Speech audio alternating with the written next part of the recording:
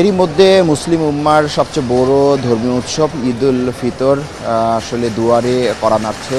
সেই ঈদ উল ফিতরের ঈদ যে আনন্দ, সেই আনন্দ পরিবার, স্বজন, আত্মীয়, বন্ধুবান্ধবের মধ্যে ভাগাভাগি করে নিতে এরই মধ্যে অমোঘ আবেগ থেকে, ভালোবাসা থেকে এরই মধ্যে মানুষ ভিটের টানে, মাটির টানে, শেকড়ের টানে এরই মধ্যে ঢাকা ছাড়তে শুরু করেছে নগরবাসী।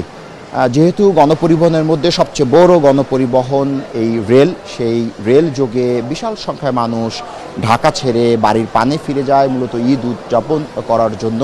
ধারণা করা হচ্ছে যে এই রেল যোগে প্রতিদিন প্রায় 2 লাখেরও অধিক মানুষ সারা দেশে চলাচল করে। এখন পর্যন্ত প্রায় 46,000 টিকিট প্রতিদিনের জন্য অনলাইনে বিক্রি করেছে বাংলাদেশ রেলওয়ে কর্তৃপক্ষ। আমরা জেনেছি যারা গত 7ই মার্চে অনলাইনে টিকিট কেটেছিল সেই সকল যাত্রীরাই আজ অর্থাৎ 17 তারিখ যাত্রা শুরু করেছে দেশের নানা গন্তব্যে। এরই মধ্যে সকাল থেকে প্রায় 21টিরও অধিক ট্রেন ঠিক যথাসময়ে কমলাপুর রেল স্টেশন ছেড়ে গেছে দেশের নানা গন্তব্যে।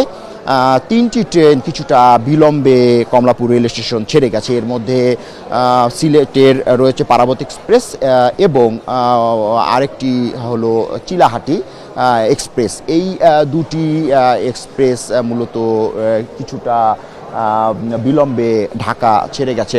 আমরা কমলাপুর রেল স্টেশন কর্তৃপক্ষের সাথে কথা বলেছি, তারা আমাদেরকে জানিয়েছে যে কোনো অবস্থাতেই যাদের টিকিট নেই তাদেরকে প্ল্যাটফর্মে প্রবেশ করতে দেওয়া হচ্ছে না, অর্থাৎ টিকিট যার ভ্রমণ তার, এই নীতিতেই তারা রয়েছেন। এবং যারা হঠাৎ করেই প্ল্যাটফর্মে আসছে তাদের জন্য 25% স্ট্যান্ডিং টিকিটের ব্যবস্থা করা হয়েছে। এছাড়া কমলাপুর রেল স্টেশনে আমরা দেখেছি পুলিশ, স্থানীয় police, BGB, RAB, GRP police, RNB মোতায়েন রয়েছে। প্রায় 4 স্তরের নিরাপত্তা বলয় আছে এখানে। প্রত্যেক যাত্রী টিকিট প্রদর্শন করে প্ল্যাটফর্মে প্রবেশের সুযোগ পাচ্ছে এবং তারপরে নিজ যে ট্রেন রয়েছে সেখানে চেপে তারা গন্তব্যে রওনা হচ্ছে। একটু বলে রাখি যে এই ঈদকে ঘিরে প্রায় 5 জোড়া বিশেষ ট্রেন রাখা হয়েছে, তার মধ্যে আজ 3 জোড়া বিশেষ ট্রেন চলাচল করছে। এছাড়া পাহাড়তলী যে ওয়ার্কশপ রয়েছে সেই পাহাড়তলী ওয়ার্কশপ থেকে এখন পর্যন্ত 47টি এমজি কোচ কিন্তু এই বহরে যুক্ত হয়েছে। এভাবে একটু ধারণা করা যায় যে এই রেল যোগে আজ 44টি ট্রেন যেহেতু ঢাকা ছেড়ে যাবে, ধারণা করা যায় যে আজ 50 থেকে 60,000 মানুষ এই কমলাপুর রেল স্টেশন দিয়ে দেশের বিভিন্ন গন্তব্যে পৌঁছে যাবে।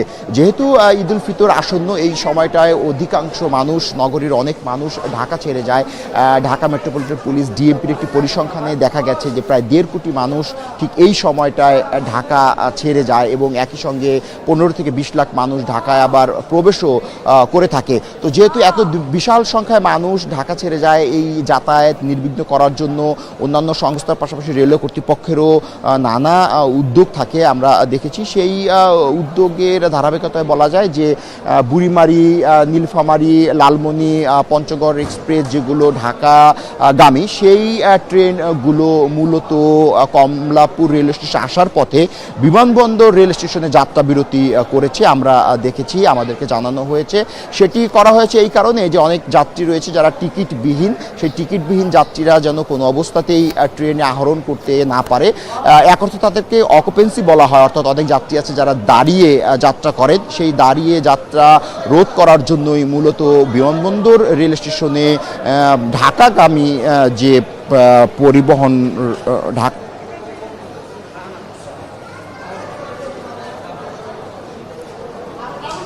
ঢাকাগামী যে পরিবহন রয়েছে সেই পরিবহনগুলো সেখানে যাত্রা বিরতি করেছে। তো এখন পর্যন্ত দেখা যাচ্ছে যে যাত্রীরা এখন পর্যন্ত নিরলসভাবে আনন্দঘন পরিবেশে প্ল্যাটফর্মে আসছেন এবং যাত্রা করছেন। আমরা বলতে পারি যে এখন কিছুটা যাত্রী ভিড় কম, ধারণা করা হচ্ছে সময় বাড়লে হয়তো যাত্রীর চাপ কিছুটা বাড়বে।